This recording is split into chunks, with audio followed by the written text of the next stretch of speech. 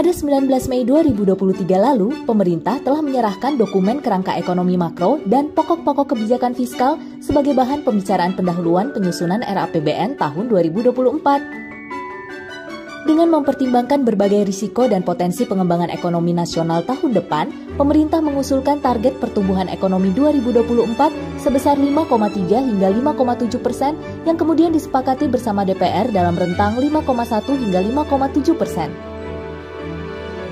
Saya melihat bahwa ini kembali lagi masih tetap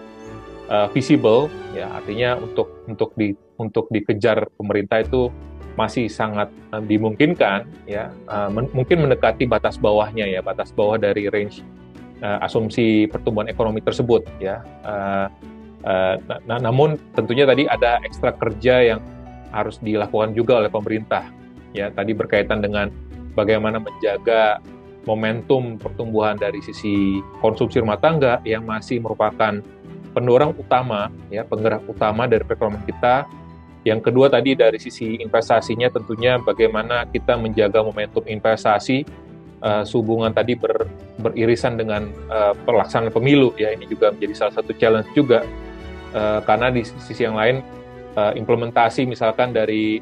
Undang-Undang Cipta Kerja ini pun juga harus kita kawal, ya sehingga nantinya akan ada optimisme. Untuk melindungi daya beli masyarakat dan menjaga kestabilan perekonomian, pemerintah menyasar target inflasi pada kisaran 1,5 hingga 3,5% pada 2024. Untuk mencapai 1,5 sampai 3,5% berdasarkan asumsi KMPPKF tersebut, itu juga kami melihatnya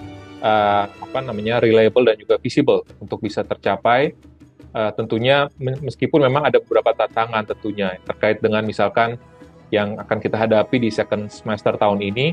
adalah dengan potensi El Nino, ya El Nino ini yang biasanya akan bisa mendorong supply untuk bahan kebutuhan pokok, ya terutama beras, ya sehingga ini harus kita antisipasi.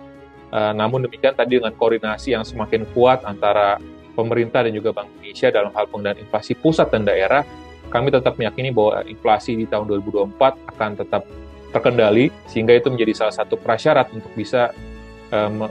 memastikan bahwa untuk bisa mendukung momentum pertumbuhan konsumsi rumah tangga akan tetap terjaga tahun depan, karena